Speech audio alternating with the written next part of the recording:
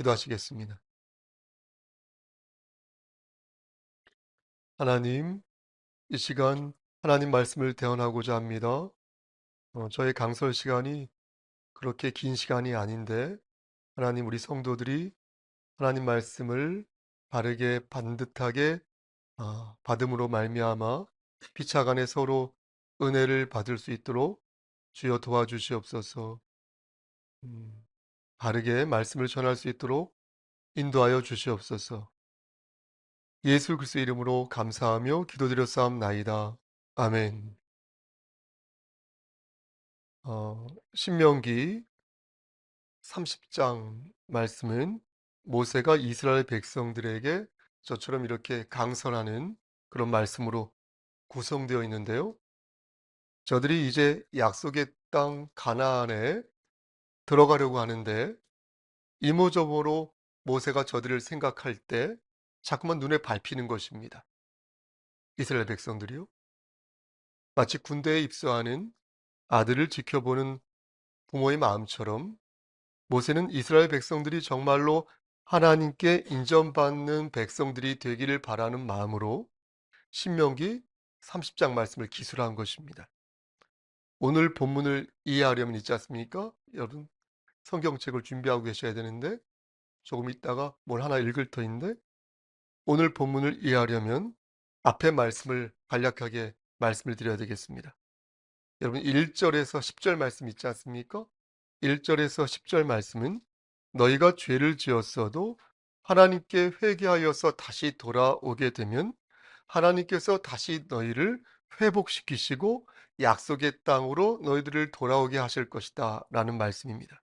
그러니까 정신 똑바로 차려서 넘어지고 쓰러질 때마다 그냥 포기하지 말고 다시 하나님의 주권적인 은혜로 일어서라고 말씀하고 있는 것입니다.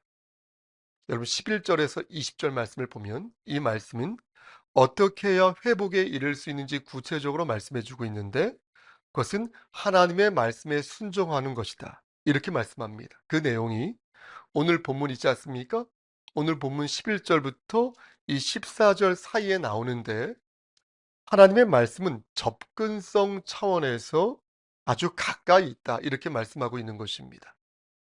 그러니까 달나라에 있고 저 별나라에 있고 하늘에 있고 바다에 있는 것이 아니라 우리 눈앞에 하나님의 말씀이 있으니 성경은 그것을 어떻게 표현하고 있냐면 여러분 14절 말씀 보시겠습니까? 저 안 보셔도 되고 14절 너의 입에 있고 너의 마음에 있다 이렇게 말씀하고 있는 것입니다. 우리가 매주 지금도 회중 예배를 드리고 있는데 매주 회중 예배를 드릴 때에 오늘 강명승 집사님이 인도하는데 예배 인도자가 기원을 하지 않습니까? 그 기원을 하는데 그게 오늘 본문 신명기 34장 바로 이 14절 말씀인 줄 아는 것입니다. 여러분 기원이 무엇입니까? 기원? 무엇을 기대하고 원한다는 뜻 아닙니까? 영어로는 invocation이라고 하죠.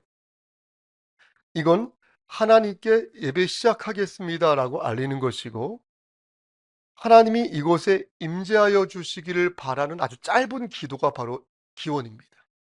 짧은 기도. 일종의 예배의 부름 같은 것인데 로마 가톨릭에서는 총을 쳤죠. 그런데 종을 치면서 예배에 집중하십시오라고 하는 것이죠. 그런데 우리는 어떻습니까? 하나님의 말씀을 읽으면서 예배 가운데 하나님께서 함께 하시기를 바랍니다라는 것입니다. 그러니까 성령님의 임재를 통하여서 하나님의 영광이 이 예배에 나타나기를 바란다는 것입니다. 그런 바라는 마음으로 기원을 한다는 것입니다. 다시 오늘 본문으로 돌아가서 그럼 우리가 하는 그 기원의 내용이 무엇입니까? 그게 바로 하나님의 말씀이 달나라와 별나라에 있는 것이 아니라 나의 나의 말과 나의 입이죠. 그러니까 나의 입과 나의 마음에 있다는 것입니다. 저 사람의 입과 저 사람의 마음에 있는 게 아니라 내 입과 내 마음에 하나님의 말씀이 있어서 내가 그것을 좋게 음미하고 행사할 수 있다는 것입니다. 그 말씀대로 살 수 있다는 것입니다. 그러니까 우리가 이제 1월 몇 주 지났는데 1년 동안 이 말씀을 예배 인도자의 입에서 나오는 기원으로 듣게 될 터인데, 이것을 여러분 제발 이렇게 예사로 듣지 말고 하나님의 말씀이 멀리 있지 않고 우리의 입과 우리의 마음에 있으니 우리의 입과 우리의 마음속으로 하나님의 말씀을 쏙쏙 넣어 주십시오. 입혀 주십시오. 심어 주십시오. 라는 마음으로 그 기원을 함께 들어야 한다는 것입니다. 그러니까 두 분의 안수 집사죠. 강명선 집사님과 김원 집사님이 번갈아 가면서 예배를 인도하는데 두 분도 그렇게 생각하셔야 되는 거예요. 하나님의 말씀이 예배 안에서 우리의 입과 우리의 마음속에 쏙쏙 들어오기를 정말 바랍니다. 라는 마음으로 기원을 해야 되는 것이지. 그렇게 하고 있겠지만 또 이것을 듣는 여러분들도 그냥 건성으로 듣지 마시고 잘 들으시겠지만 하나님의 말씀이 그렇게 임하여지기를 소원하는 마음으로 들으셔야 한다는 것입니다. 그리고 구체적으로 14절 말씀, 오늘 본문 중에 한 절인 14절 말씀을 설명해 보이겠습니다. 우리말 성경에는 오직 그 말씀이라고 시작되는데요. 이 오직이란 단어가 히브리어로는 키라고 합니다. 이 키라는 이 단어가 오직이란 뜻도 있지만 왜냐함이란 뜻도 있습니다. 왜냐하면 저는 오직이란 말도 나쁘지 않고 좋다고 생각하지만 앞에 있는 말씀과 연동해서 읽을 때 가독성 차원에서 볼 땐 전 왜냐하면이 좀 더 자연스럽다고 생각합니다. 그러니까 왜냐하면 그 말씀이 이렇게 이해하면 저는 읽습니다. 그러니까 하나님의 말씀은 보십시오, 여러분. 하늘에 있거나 바다 저편에 있는 것이 아니라 왜냐하면 그 말씀이 내 입에 있으니까. 원사님. 내 마음에 하나님의 말씀이 있으니까. 그렇다는 것입니다. 그런데 여기에서 사용된 이 말씀이란 단어 있지 않습니까? 이 단어가 자료를 찾아보니까 단순히 어떤 말이나 어떤 단어를 가리키는 것이 아니었습니다. 그러니까 다바르 이렇게 얘기를 하는데 하가 그라는 뜻이거든요. 다바르는 말 이런 뜻이고요. 그러니까 이 다바르의 뜻이 뭐냐면 찾아보니까 제가 다 외울 수는 없고요. 어떤 사건이나 어떤 약속을 받음이란 의미가 있었습니다. 그러니까 그 말씀이란 단순히 문자로 기록된 율법을 가리키는 것이 아니라 하나님의 모든 가르침을 총체적으로 가리키는 말씀이다라는 것입니다. 이것이 오늘 강설의 핵심인데요. 다시 말씀드려서 하나님의 말씀 다바르는 우리의 삶과 동떨어진 여러분 그 추상적인 말씀 있지 않습니까? 뜬구름 잡는 그런 말씀이 아니라 우리에게 살아있는 행동을 요구하는 실질적인 지시다. 실질적인 명령이다라는 것입니다. 이게 중요한 것입니다. 저는 이것을 어떻게 이해하고 표현하냐면 조금 어려울 수 있는데 그래도 하겠습니다. 하나님의 실질적인 지시와 하나님의 실질적인 명령을 저는 생각할 때마다 머릿속으로 저는 한 그루의 아주 큰 아름드린 나무를 연상하는 것입니다. 이 나무는 예수 그리스도인데 제가 그 아름드리 그 나무에서 이렇게 열매를 따먹거나 아니면 비를 피하거나 아니면 거기서 쿨쿨 낮잠을 자는 것입니다. 그럼 조금 있다가 어떤 분이 와서 자리 좀 좀만 내어주시면 안 되겠습니까? 라고 말하니까 그래요 하면서 자리를 좀 양보하는 것입니다. 그래서 그와 도란도란 얘기도 나누는 것입니다. 수다도 떠는 것입니다. 가끔은 새가 날아와서 이곳에 둥지를 틀기도 하고요. 가끔은 뭐가 있습니까? 바람이 솔솔 불어가지고 이마에 맺힌 땀도 씻겨주는 것입니다. 가끔은요, 이곳에 다람쥐도 나오고요. 가끔은 또 뭐가 있을까요? 토끼도 있고요. 또 여우도 있고요. 지나가는 나그네도 있고요. 이곳에 아예 멍석을 깔고서 노래도 부르고 춤도 추는 그러면서 함께 어우러지는 정말 많은 대상과 많은 아, 서사가 있는 것입니다. 그래서 하나의 그림으로 보여지는 것입니다. 머릿속에 그림이 그려지십니까? 이것을 사회학적으로 말씀드리면 생체 정치적이다. 이렇게 표현할 수 있을 것 같은데 미셸 부코의 생체 정치적. 이걸 해부 정치 이론에 입각해서 말씀드리면 보세요, 여러분. 하나님의 말씀이 성도 개개인의 삶의 방식을 통제한다는 거예요. 간섭한다는 거예요. 여러분 보십시오. 우리가 밥 먹을 때 식사 습관에 간섭한다는 거예요. 하나님의 말씀이. 우리가 어떤 사람과 대화할 때에 예? 우리 대화 습관에 하나님의 말씀이 간섭하시고, 우리가 어떤 돈 벌 때, 영리를 추구할 때 우리의 재정 습관에 하나님의 말씀이 간섭하신다는 거예요. 우리가 운동할 때, 우리가 러닝머신 뛸 때, 예? 우리가 여행 갈 때, 우리가 술 마실 때 있지 않습니까? 가끔? 저 말고? 우리가 담배 태울 때 있지 않습니까? 저 말고? 저 한 번도 펴본 적이 없는데. 아무튼 우리가 춤출 때 있지 않습니까? 저 말고? 아무튼 우리가 모든 것을 계획하고 경영하고 뭐 할 때에 바로 그때 하나님께서 역동적으로 간섭하신다는 거. 그래서 우리의 삶을 합당한 방향으로 조정할 것을 요구하신다는 거예요. 야, 이렇게 했으면 좋겠어. 이렇게. 그럼 여우도 그 말씀을 이렇게 받아가지고 다시 일어서고, 토끼도 그 말씀을 받아가지고 다시 일어서고, 사자와 호랑이도 혹독한 겨울바람도 따뜻한 봄바람도 모두 하나님의 말씀을 몸으로 받는다는 거예요. 몸으로. 이게 바로 나바르, 다바르. 그 말씀. 하나님의 말씀이 우리 삶에 해부 정치학적으로 적용된 말씀이다라는 것입니다. 근데 보십시오, 여러분. 근데 교회는 괜찮습니다. 하나님의 말씀을 여기까지만 받지 않는다는 거예요. 교회라는 공동체는. 하나님의 말씀이 여러분 성도 개별적으로 주어지기도 하지만요. 교회라는 공동체를 생각하면 하나님의 말씀은요.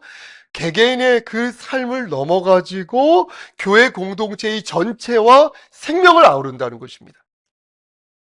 만약 그렇지 않으면 교회는 조용히 있다가 조용히 가셔도 되는 곳이 되겠습니다. 경주마 아시죠? 경주마가 이렇게 앞만 보고 달리지 않습니까? 그렇게 앞만 보듯이 하나님만 보고 그대로 본 상태에서 그대로 집으로 가시면 돼요. 그런데 교회는 그런 것이 아닙니다, 여러분. 개개인의 유익을 넘어서 공동체의 유익을 생각해야 하는 곳이 바로 교회 공동체입니다. 그리고 그 노력은 여러분 잘 들으십시오. 그릇이 큰 분들 특히 그릇이 큰 분들 있지 않습니까? 초신자들 말고요. 새신자들 말고요. 그릇이 큰 분들이 있지 않습니까? 그런 사람이라고 표현할게요. 그런 사람일수록 더 노력해야 합니다. 그릇이 큰 사람이 희생하지 않고요. 헌신하지 않으면요. 공동체의 유익을 기대할 수 없으니 그릇이 큰 사람은 공동체의 유익을 위해 각고의 노력을 다해야 할 것이다. 이러한 관점을 종족 정치적 측면에서 적용하여 말할 수 있는데, 그런데 문제는 무엇입니까? 문제는 교회가 하나님의 영광보다 교회라는 그 조직이라고 표현하겠습니다. 교회라는 그 조직의 유익을 먼저 생각하는 게 문제라는 것입니다. 하나님의 영광을 위해 교회가 존재하는 것이 아니라 교회라는 그 조직을 위해서 교회가 존재한다는 거예요. 교회를 위해서 하나님의 영광이 쓰여진다는 것이에요. 진리를 소화하고 진리를 전파하는 것이 교회의 주된 목적인데, 교회라는 조직 자체를 지키기 위해서 교회가 사용되어진다는 것이 문제라는 것입니다. 요즘 교계를 보면 그렇다는 거예요. 이분들이 왜 교회를 세웠지? 이 사람들이 왜 목사가 되었지? 왜 목회를 하는 거지? 그런 의문을 품을 때가 많이 있는 것입니다. 여러분 생각해 보세요. 여러분 교회가 세워진 이유가 뭡니까? 우리 교회가 여기 왜 세워졌죠? 이 신동에 우리 교회가 세워진 이유가 뭡니까? 편의점의 용도로 세워졌습니까? 우리 교회 자산 가치가 여기 꽤 된다고 하는데, 부동산 투자 혹은 투기 차원에서 여기에 우리 교회가 세워졌습니까?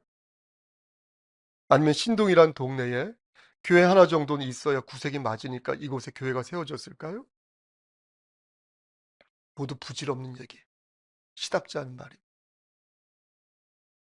교회가 세워진 이유는 교회가 세워진 그곳에서 하나님께 예배를 드리라고 세워진 것입니다.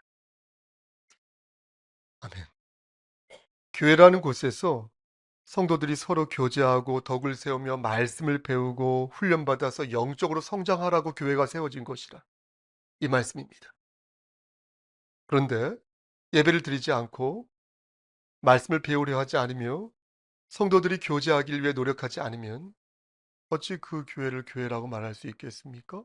그런 교회는 없어져도 된다라고 보는 것입니다. 그러므로 교회는 예수 그리스도를 중심으로 하나가 되어야 하는 것이지, 옆에서 떠드는 새들이나 가끔 왔다가 잠만 자고 가는 어떤 행인을 의지해서는 아니 된다는 것입니다. 오직 예수라는 한 그루의 나무를 중심으로 성도 개인과 교회 공동체가 하나님의 말씀으로 하나가 될 때 교회는 모든 권력으로부터 자유롭고 모든 욕망으로부터 자유로울 수 있다. 오직 예수 안에서 진리를 사수하는 우리 교회가 되었으면 정말 좋겠습니다. 여기서 한 가지만 더 말씀드려도 될까요? 그리고 강설을 마치겠습니다. 한 가지만 더 말씀드리고, 이는 실질적으로 하나님의 말씀을 준행하는 방법인데, 여러분 저의 이러한 실질적인 방법에 대해서 동의하지 않으셔도 되겠습니다. 왜냐하면 이것은 하나님의 말씀이라기보다 하나님의 말씀을 적용하는 그런 가운데서 부족한 주의 종이 말씀드린 하나의 단편적인 그런 겉면 혹은 제 개인적인 경험이기 때문입니다. 저는요, 몸이 있지 않습니까? 몸과 마음이 이렇게 긴밀하게 연결되어 있다는 그런 주장을 퍽 믿는 사람입니다. 그래서 몸과 마음이 분리되어 있다는 데카르트식 사고방식을 저는 별로 좋아하지 않습니다. 경계합니다. 몸과 마음은 긴밀하게 연결되어 있으니 악수할 때도 그렇고요. 이게 보통 악수가 아닌 것이죠. 마음이 들어가 있을 때. 여러분 포옹할 때도 그렇습니다. 그냥 남사스럽게 포옹하는 게 아니죠. 여러분 어깨 동무할 때도 그렇습니다. 손잡고 같이 걸어갈 때도 그렇고, 함께 음식을 나누고 함께 차를 마시는 것도 그렇고, 모든 마음이 모든 육체와 연동되어 있다고 저는 생각합니다. 흥미롭게도 여러분 보십시오. 사도 바울 있지 않습니까? 사도 바울은 로마서 10장 8절 말씀에서 오늘 본문 이 말씀을 인용하였거든요. 신명기가 대략 기원전 15세기 1500년 전에 기록되었다고 하니까, 그러니까 사도 바울은 2000년 전 분 아닙니까? 그러니까 약 3500년 전에 있었던 이 사실을 인용한 것입니다. 2000년 전에 있었던 그분이. 2026년도 1월을 사는 저도 그 말씀을 인용하니까 바울이 인용한 그 말씀으로 여러분들에게 태어나는 것입니다. 자, 이제 마지막으로 우리 함께 로마서 10장 준비되셨습니까? 8절부터 10절까지의 말씀을 찾아서 합독하도록 하겠습니다. 로마서 10장 8절부터 10절까지 말씀, 신약성경 제성경으로 253쪽입니다. 이 구절을 합독하고 말씀을 마무리하겠습니다. 로마서 10장 8절부터 10절까지의 말씀 준비되셨습니까? 한 목소리로, 오늘은 특별하게 각별하게 여러분의 입을 크게 벌리셔서 이 말씀을 합독하시겠습니다. 그러면 시작. 그러면 무엇을 말하느냐? 말씀이 내게 가까워 내 입에 있으며 내 마음에 있다 하였으니 곧 우리가 전파하는 믿음의 말씀이라. 내가 만일 내 입으로 예수를 주로 시인하며 또 하나님께서 그를 죽은 자 가운데서 살리신 것을 내 마음에 믿으면 구원을 받으리라. 사람이 마음으로 믿어 의에 이르고 입으로 신하여 구원에 이르느니라. 아멘. 사랑하는 우리 성석교회 성도 여러분, 여러분들에게 저는 권면합니다. 여러분들의 입이 있죠? 그 입을 사용하시기를 바라겠습니다. 여러분들의 그 입으로 말씀을 시인하시기를 바라겠습니다.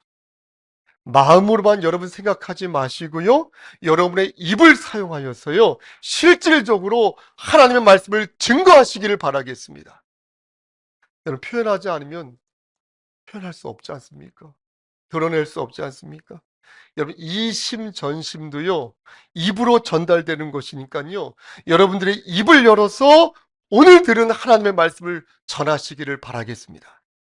그렇게 우리의 마음을 입으로 전달할 때 어떻게 됩니까? 다시 그 말씀이 우리의 마음에 큰 씨앗으로 뿌려질 수 있게 될 것이니 부지런히 입을 여셔서 하나님을 찬양하시고 하나님의 음성을 널리 여러분들 이웃들에게 전하시기를 바라겠습니다. 보십시오, 여러분. 하나님의 말씀은 멀리 있지 않다는 거예요. 별나라에 달나라에 있지 않다는 거예요. 하늘의 바닷가에 있지 않다는 거예요. 바닷속 깊은 곳에 있지 않다는 거예요. 어쩌면요, 여러분들이 섬겨야 할 그 사람들이 있죠.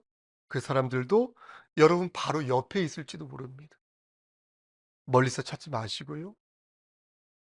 또 저 멀리에 있는 주의 종들을 찾지 마시고 여러분과 가까이 있는 하나님의 말씀과 주의 종들을 찾으시기를 저 좀 보시고요. 주님의 이름 받들어 간절히 축원합니다. 아멘. 하나님, 좁은 입으로 하나님 말씀을 대언하였습니다. 하나님 말씀만 반듯하게 기억날 수 있도록 도와주시옵소서. 예수님 이름으로 기도드렸습니다. 아멘.